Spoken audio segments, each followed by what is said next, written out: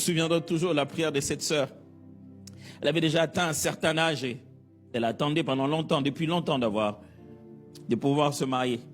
Et ça n'arrivait pas encore. Elle a fait une prière que je n'oublierai jamais, qui m'a déchiré les cœurs. J'ai dit, en tout cas, heureusement que je ne suis pas Dieu. Sinon, j'étais allé donner ce mariage direct. Et je ne sais pas pourquoi ça ne venait pas encore.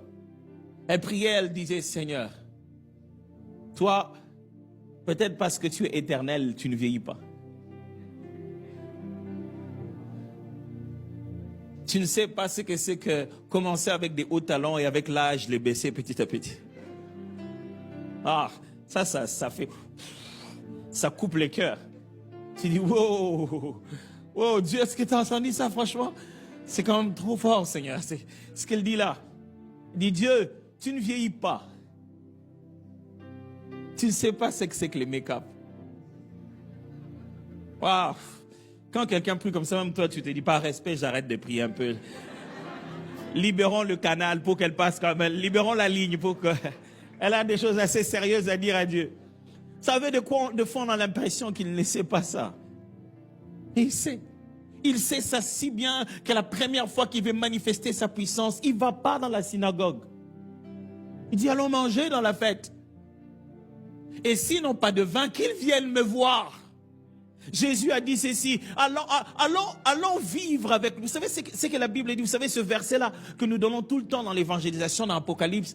Si je frappe à la porte, quelqu'un ouvre, je mangerai avec lui, je souperai avec lui et lui avec moi.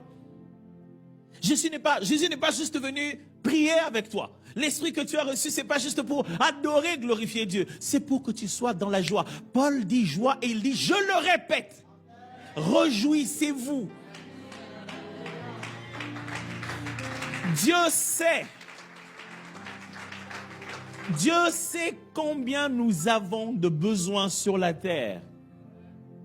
Et il sait que nous n'avons que lui. Ah, il sait. Il sait que sans lui, ça ne marcherait pas.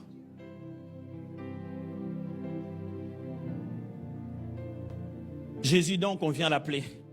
On dit, va, viens. Sa mère lui dit, écoute, ils ont de besoins. J'aimerais parler à quelqu'un ce matin. Je ne sais pas, le vin que tu avais de la banque, ça s'est épuisé. J'aimerais parler à quelqu'un ce matin, je ne sais pas, le vin de ta carte de crédit est arrivé au rouge. Depuis un moment, tu n'arrives plus à... J'aimerais parler à quelqu'un ce matin, est-ce que le vin de l'argent qu'on t'a envoyé depuis le pays, ça s'est épuisé? Les vins avec lesquels tu payais tes frais scolaires.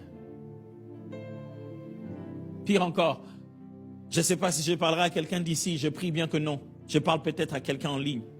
Le vin du mari d'autrui dont tu profitais, lui aussi s'est épuisé.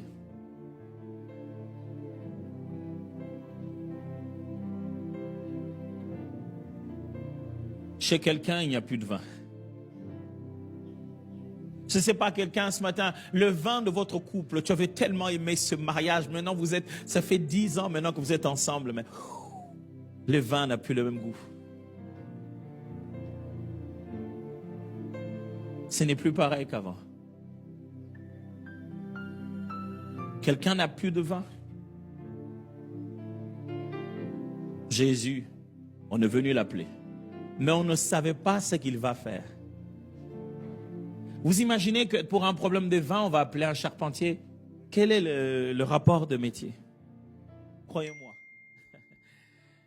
Jésus n'est peut-être pas le psychologue que tu cherches. Il est au-delà du psychologue dont tu as besoin.